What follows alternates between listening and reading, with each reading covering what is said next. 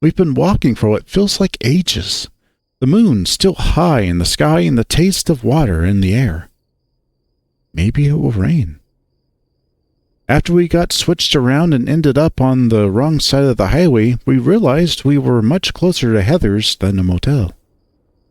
So, to Tetanus Alley we go. I keep playing back that conversation earlier in my head, the voice that seemingly activated when I found the skeleton. I've heard it 1,000 times before, but I always just assumed it was me. My subconscious.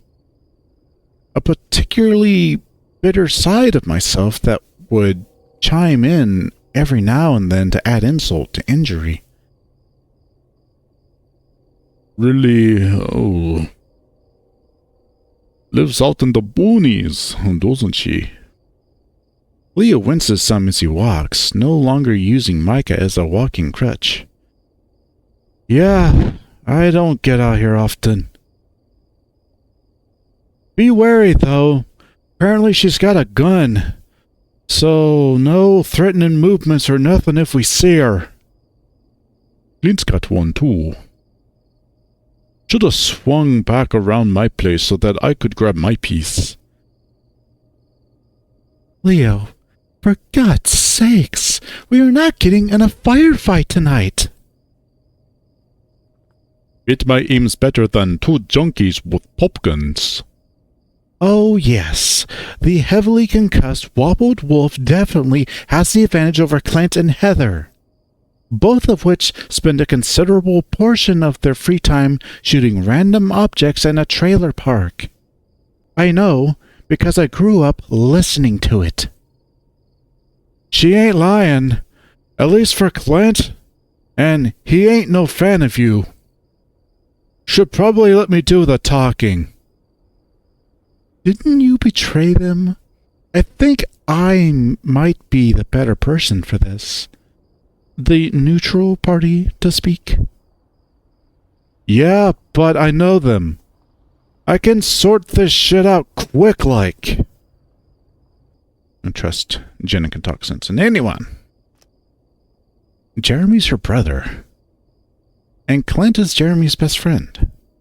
And presumably Heather listens to both of them. She's not really been involved in any of the drama so far, so I trust her to get this taken care of. I look down at Jenna, whom I am currently leaning against. She can put her degree to work. Oh God, don't put it like that. For the last time, I don't study any of that interpersonal communication business that shrinks handle. I lean more toward neuroscience anyway. So, Rich Goat is in great hands then. Nice. Micah responds tersely, Jenna giving him quite the side-eye. She still seems pretty disgusted with him and Leo for the van revelations. And the further we get away from it, I'm starting to feel myself get more and more ill at the thought. Camera. Jesus. Leo had asked if we ever wanted to film anything before when we were together, but I always said no. I shut my eyes, trying not to think about it. Focus. Just gotta find Carl. A long, curvy gravel road leads halfway up the quarter-mile loop that is Jasmine Street. At this section, several mobile homes are dotted along its length, though most are empty and dilapidated. They generally serve as squatting grounds for seasonal transients. A little pink house stands out among the rest, with a big utility vehicle parked out front. Never actually been inside before. We should be careful. The front door is open. What?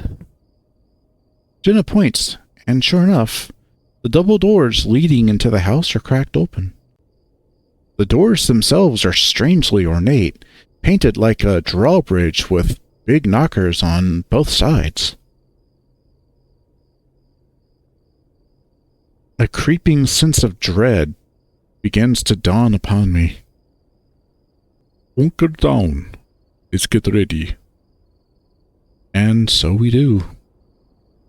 Well, as much as I'm willing to do with my leg still feeling like it's on fire, I can even see Leo wincing as he crouches down in front of some shrubbery. You guys all good for this? Yeah. It's just like I got bit by 20 fire ants. There's probably something we can wrap your legs up with inside. On the tips of your fingers, buddy. Batty? Said Bat gives Leo an incredulous look before letting out a little harumph and facing forward again. I squint past the two of them through the brush, and I can make out the text and logo on the utility vehicle. It says, The Reclaimer Bureau, with a little river insignia surrounded by the national flag. Jenna squats down beside me, her ear twitching. She quickly peers over her shoulder, staring hard at something behind us. I follow her gaze, though all I see is the vast stretch of desert between us and Lake Emma. Micah looks, too, letting out a little gasp. Who the fuck? What? I don't see anything. Shush. Jenna places her paw up to my lips. I frown, peering past her fingers into the dark. Finally, I can hear something. Twigs snapping, quick footsteps, and maybe some panting? There's a rumbling behind it, too, that sounds almost mechanical in nature. My first thought is the van from earlier. Whoever turned it on, had they gotten it running and followed us out here? The silhouette of a figure emerges through the sagebrush, its motions frantic. Eventually, I can see its eyes, which are a familiar bright blue. Siege! Leo quickly runs up to catch the flailing feline, only to be met with slashing claws that push him away. The wolf seethes audibly, stepping back. DJ, stop! It's us! He whispers, sternly, trying to snap him out of whatever's come over him. TJ keeps looking over his shoulder, panicked. It's coming! It won't stop following me! TJ shouts and Micah visibly flinches. Good! Shut the fuck up! He's hysterical. Yeah, so hit him or something! Leo blinks, frowning deeply as he tries to wrangle the cat by the scruff of his neck with little success. What? I'm not going to punch TJ. Oh, so you get to beat up my friends and it's totally fine. Micah's grumbling trails off into a disgruntled mumble as TJ yowls. He keeps trying to scramble away, kicking up clouds of dust everywhere. The cat looks horrible. Goat head brambles stuck in his fur, tumbleweed sticks in his shirt, his pants ripped at the seams. It looks like he's been out running in the wilds for a while. Jenna squeezes my shoulder some before moving from my side, approaching the increasingly feral-looking lynx. TJ, it's me, Jenna. She speaks softly, a calming tone in her voice. I'm here with Leo, Chase, and our new friend Micah. You're okay. That rumbling sound is getting closer. Soon I can see highlights gleaming across the desert. It's a pickup truck. And it's not even on the roads. The driver just careening through the desert straight toward us. TJ's eyes bulge, head swiveling toward the sound even as Leo wrestles him to his knees. Oh no! Oh no no no no no no no! It's the thing! It's the thing from His breathing is sharp, looking at me for a moment. the monster! The monster? Jenna repeats, peering at the approaching truck. Fuck! Is that Jeremy and Clint? No. She lets out a relieved sigh. I recognize that busted grill. The vehicle begins to slow until it rolls into idle and parks about 10 meters from where we're squatting. A towering figure emerges from inside, a rifle in his hands. Fucking hell. Flynn blinks at us all, then shifts his attention back to TJ. The lynx is staring at him as if he is just the horror of all horrors, jaw agape in silent scream as he arrives in Leo's grasp. Lynn? Jenna growls. I guess we're all just hollering now. Micah briefly glances over his shoulder toward the house. No movement inside. What did you do? What did I do? I sure as shit would like to know. 1 minute we're searching for Carl. The next, he's just staring at me with that crazed look in his eyes. He started crying, snotting all over the place. I have been chasing this little shit for fuck knows how long, while the whole town is falling apart. Lost him for a bit, so I went home and grabbed my repeater. Flynn holds up his rifle, and I can see it's pretty damn old-timey looking. Like the sort you see in old westerns, with metal that looks more brassy than iron. He shifts his gaze from TJ to the rest of us, then frowns. The fuck you guys been up to? No one immediately speaks. To be fair, I'm not quite sure how to answer either. It would take hours to summarize everything that's happened since Flynn and TJ were around. Surviving. I rubbed the back of my neck. But we found Carl. You did? Flynn perks right up. The visible exhaustion he'd worn like a second skin seeming to dissolve right off him. Where? Where is he? I swallow, realizing how dry my throat is as I try to make the right words. Duke and my brother have him, Jenna interjects. We were briefly and unwillfully detained at Brian's. Carl was there, but Jeremy and Duke were told to take him to Heather's place. Hence, she gestures toward the pink house. Why we are here. You are fucking shitting me. We are not. Flynn is wrought speechless, bringing his fingers to his forehead and gritting his teeth. This is so fucking nuts.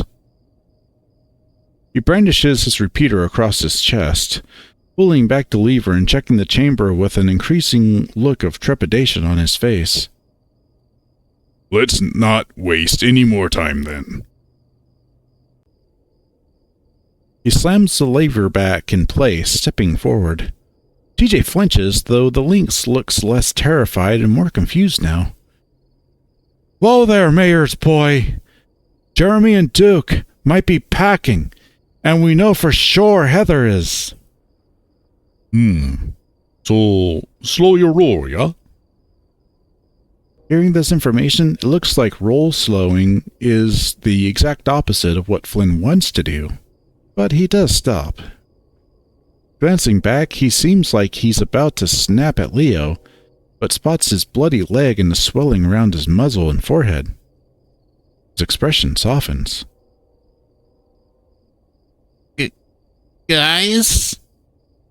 Our attention shifts to the lynx cradled in Leo's arms, who is peering at us through bloodshot eyes. Dij? Leo loosens his grip on him and the lynx props himself up on one knee, taking stock of his surroundings as if for the first time. Hello? Jenna exchanges a look with the rest of us before speaking. Welcome back to reality. That hum's nasty stuff, ain't it, kid? He clutches his ears. I don't know what you're talking about. Leo snaps his fingers a few times in front of TJ's face before waving his paw in front of him. TJ stares, flinching with a delayed reaction.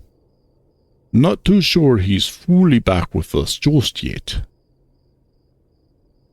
Flynn swipes his hand through the air, grimacing.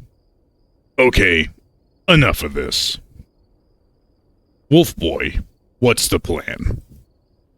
I blink, realizing how naturally everyone defers to Leo when the going gets rough, just like when we were kids. I don't see Jeremy or Duke right out in front, so I assume they ain't here. We should take a look around inside, but we need to be careful. They could be back any minute. Yeah. We all begin to follow in line behind Leo, all of us pretty damn well aware our element of surprise is long gone. We're about to reach the open door when I notice that Jenna isn't with us. I glance back over my shoulder and see her staring into the underbrush back by the truck. Everyone else starts filing in before I get a chance to get anyone's attention, so I wait outside for her. I wave, trying to get her attention. Sure enough, she finally looks my way and quickly scurries her way over to me. It's amazing how silent she can be, even while running. It's one of those inevitable fox traits she has. It's tough to think of any aspect of foxes that's a hindrance, actually. What's up? I look at her, trying to keep my voice down. She peers at me with a scrutinizing expression, as if I had said something rather offensive, and she's waiting for me to talk my way out of it. Jenna? Oh, it's nothing. Nothing real. Huh? She walks in, not offering any elaboration. Come on. I sigh, following her. Jenna, I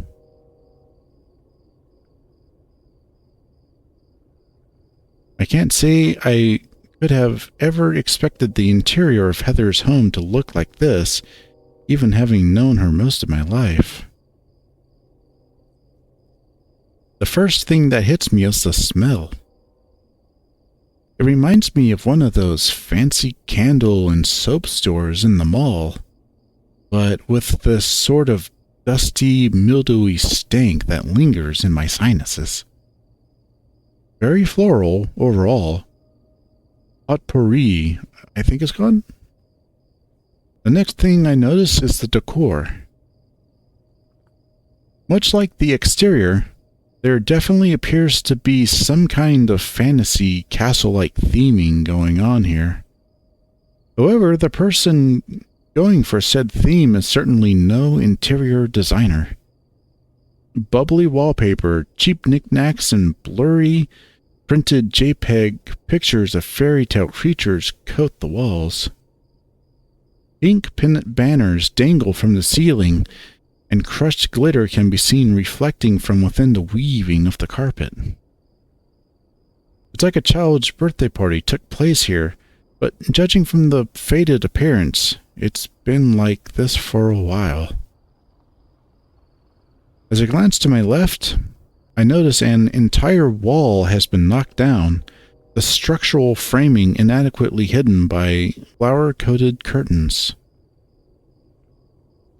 Beyond said curtains is a large chair and a long red rug leading up to it. It takes me a moment to realize that it's supposed to be some kind of throne, lit harshly by the bright white fluorescent lights. Despite the attempted fanciful presentation, Cluttered floors hinder whatever intended effect of opulence they were trying to go for. I can see old VHS tapes, candy wrappers, CRT monitors, disposable cameras, children's toys, all scattered about. Past the throne is what I think was supposed to be the living room. But instead of chairs, there's just this mattress on the floor, which is covered in throw pillows and beach blankets. I even recognize one as having the logo of Southwest Adventures. Seeing that makes me realize how long ago it feels like all of us were at that theme park, carefree for the most part. Glenn steps up to the knockdown wall, repeater clutched under one arm. Guessing they didn't get a permit for this demo. As if on cue, a gust of rolling wind hits the house and I can practically feel it shudder, unstable. Aguila quickly refocuses, keeping his slitted gaze pointed down the hall for any sudden movement. Beyond that, the house is quiet for the most part, outside of the occasional dripping noise coming from somewhere I can't see. Notes. Completely notes. Leo mutters, shaking his head at his surroundings. Yeah. None of us come here. Never actually been inside before. Heather's dad never lets anyone in. Now I can see why. Leo and the rest begin moving down the hall. While Jenna steps up beside me, she has a contemplative frown upon her muzzle. It's kind of weird and familiar in a way. It's all I can say initially until I begin to start placing why. The place reminds me of old thrift stores and cheesy parties I went to as a kid. Can't imagine living here. It's not as dirty as I thought it would be. Jenna muses, though something catches her eye in the entranceway to the kitchen. Soon I'm following her, approaching what looks like a laminated, colored pencil drawing posted on the wall with rainbow-colored tacks. King and Princess Palace. Jenna's frown deepens. On the picture, there's a large, bespectacled feline man sitting on a grand golden throne. It's quite an upgrade from the dingy orange recliner draped in cut-up fabrics they've got out front, that's for sure.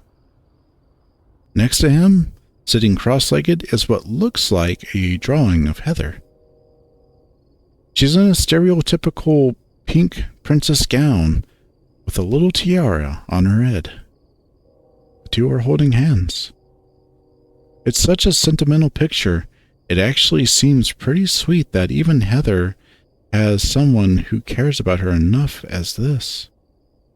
However, Jenna's dour expression does not relent. She quickly turns, heading down the hall with the rest of the gang.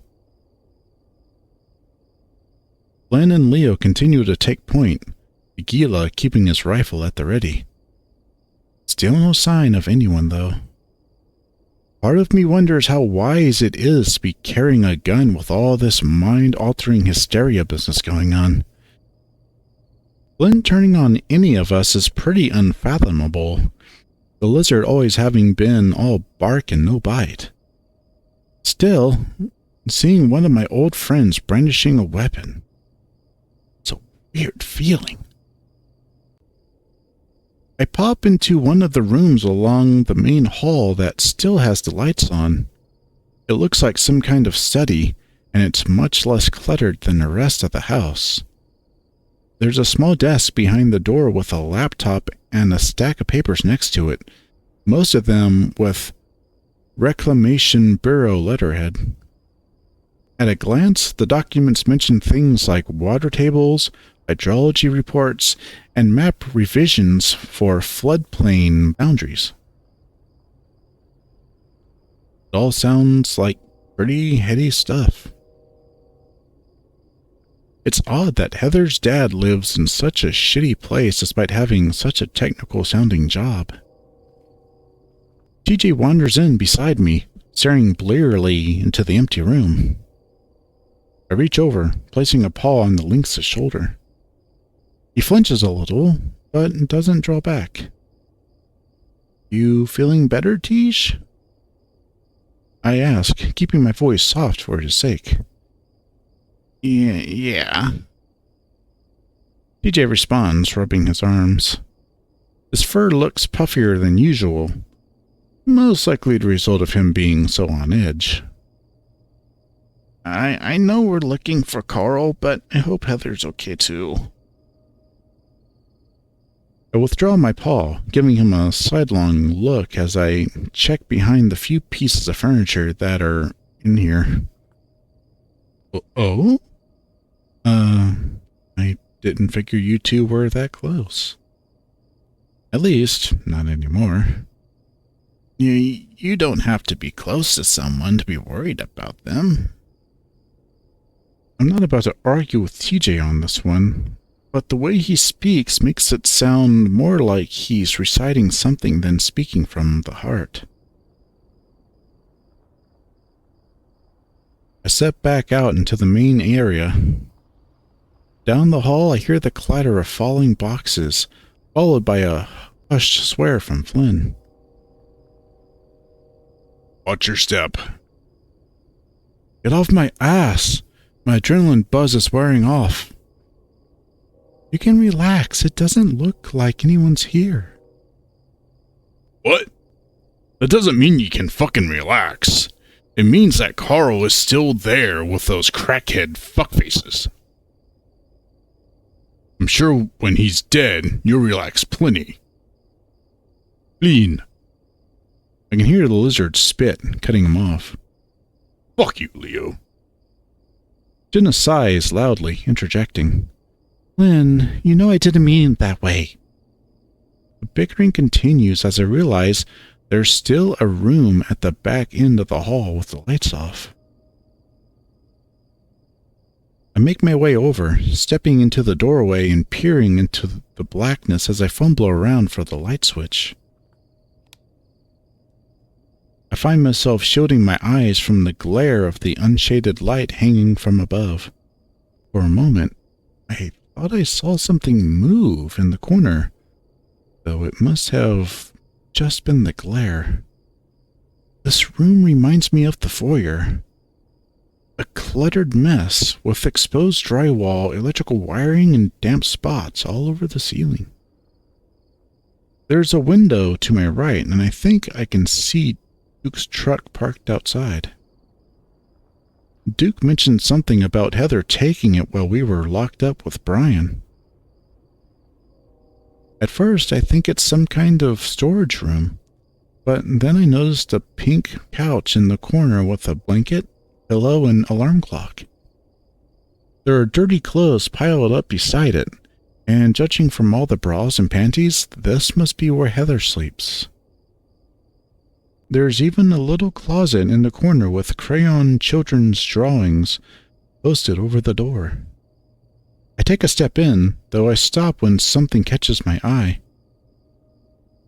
In the right-hand corner of the room, where I thought I saw something move earlier, a little green light blinks in the shadows. As I approach, I notice something. A pastel pink baby monitor thing with a photograph taped above it. The picture is of what looks like a fennec fox on the outskirts of Echo, staring at... well, I'm not sure. A shooting star?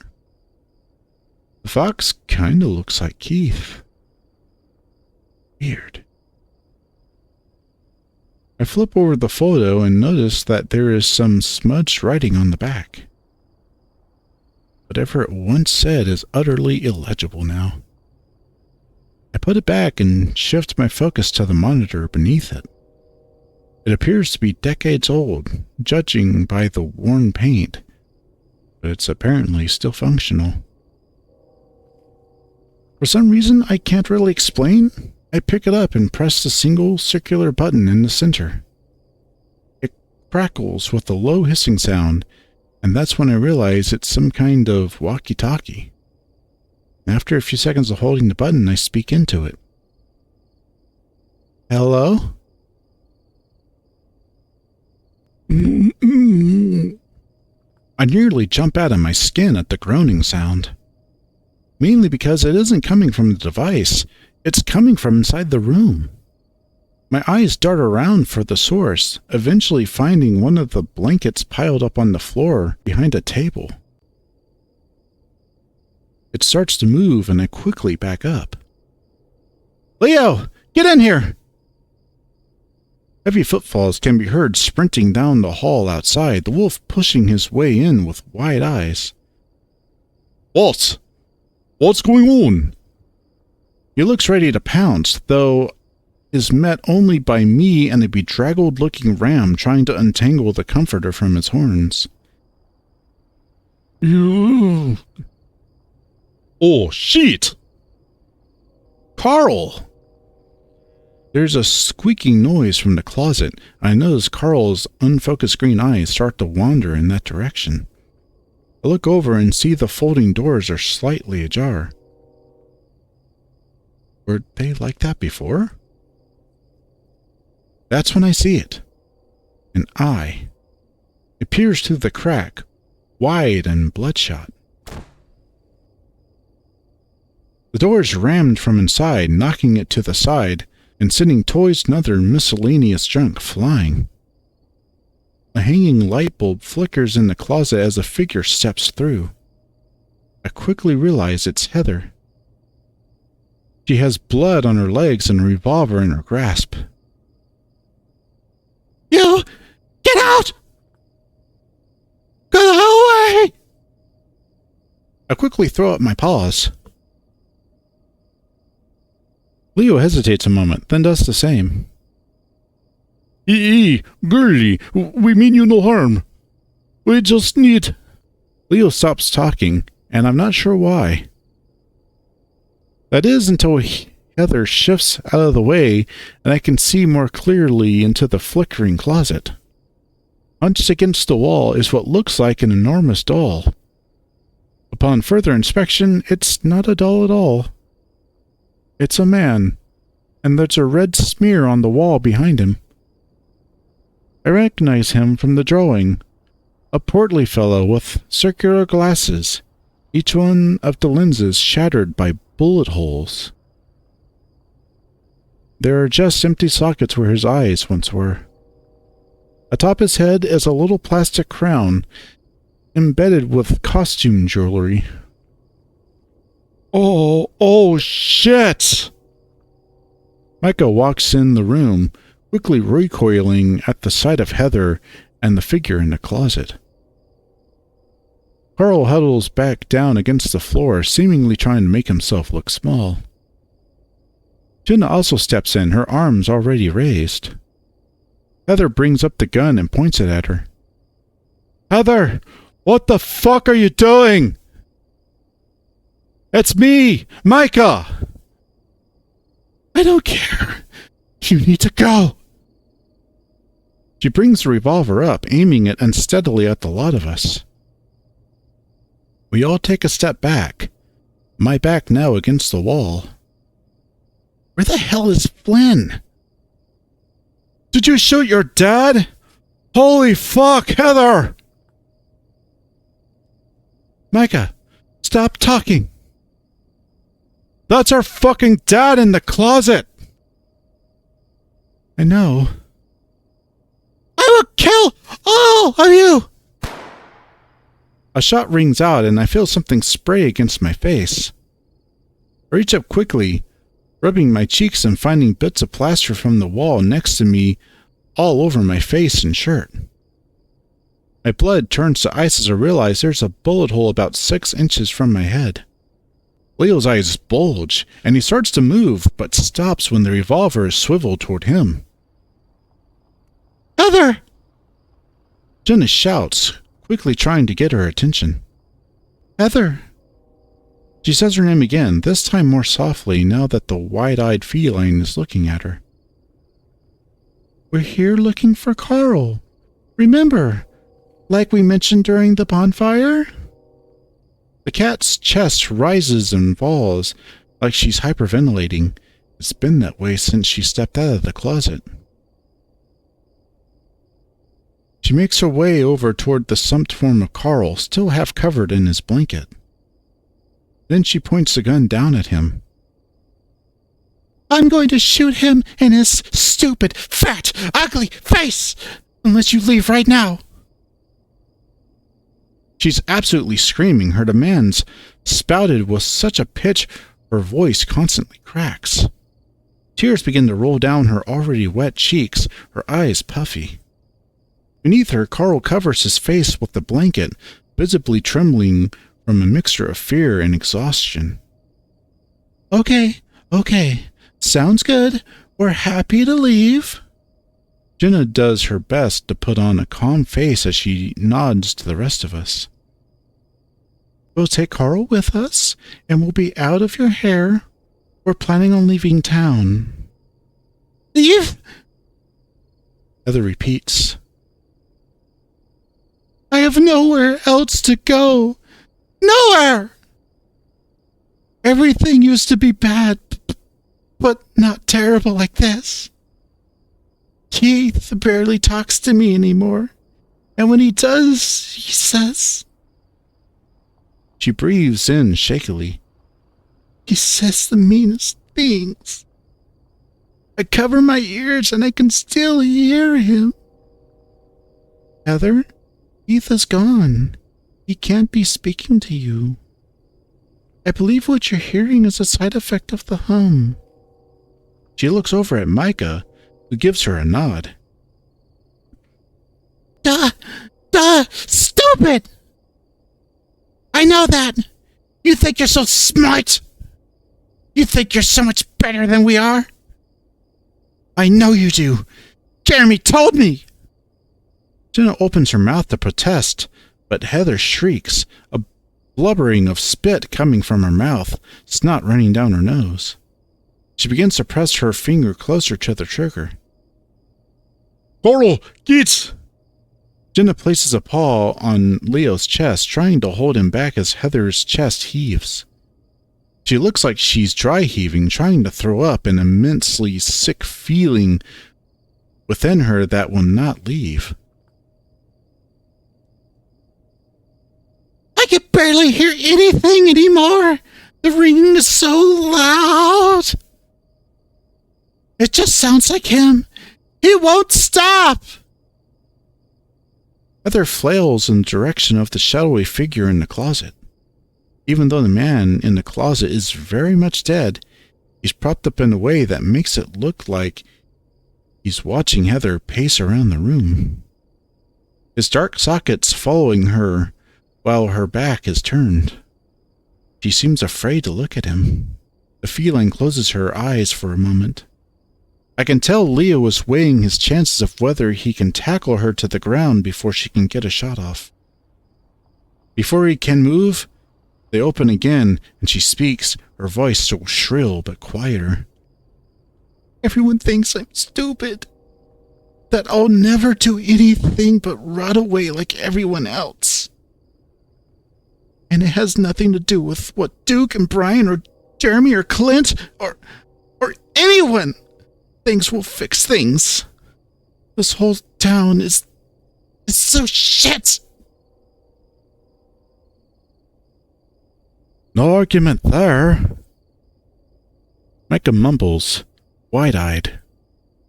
Micah. And it's not your fault. They're wrong. I don't even really know you. She points a pistol at me, and it's like my heart crawls up into my throat, my whole body rigid with fear. This town is evil. And I'm going to stop it. I'm going to do something with my life for once, and not just be some plaything. She seems to be speaking directly to Jenna now. It's what Keith told me all the time before he went away for a while. Heather stands there, shaking in place as if trying to muster the courage to do something. She begins to strafe, getting closer to the closet and bending down to pick up something beside the corpse. It's a bloody folder with a little booklet stapled to the front.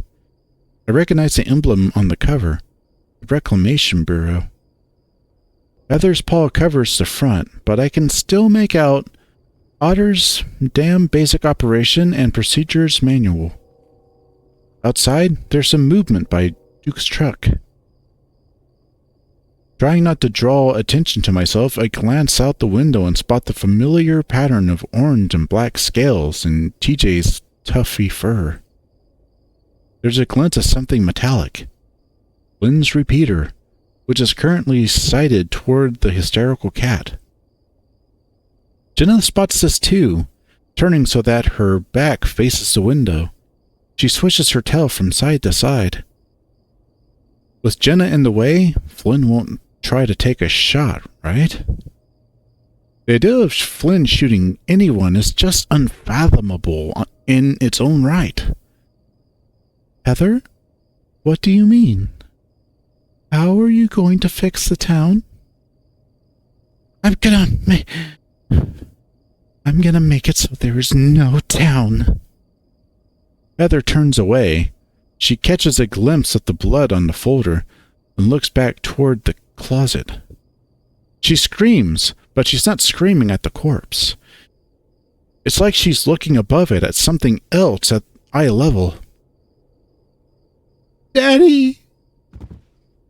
She blubbers before promptly stumbling out of the room in a full sprint, elbow-checking Micah so hard he gets knocked on his ass.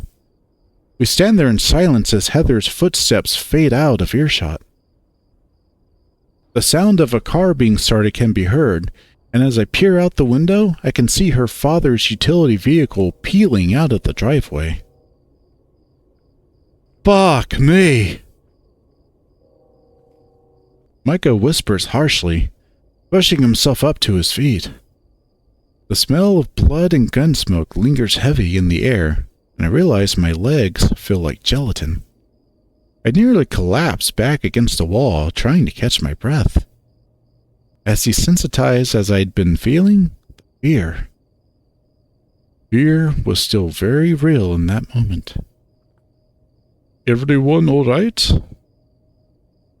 Leo is asking my direction, though gives a little look toward Micah. Yeah.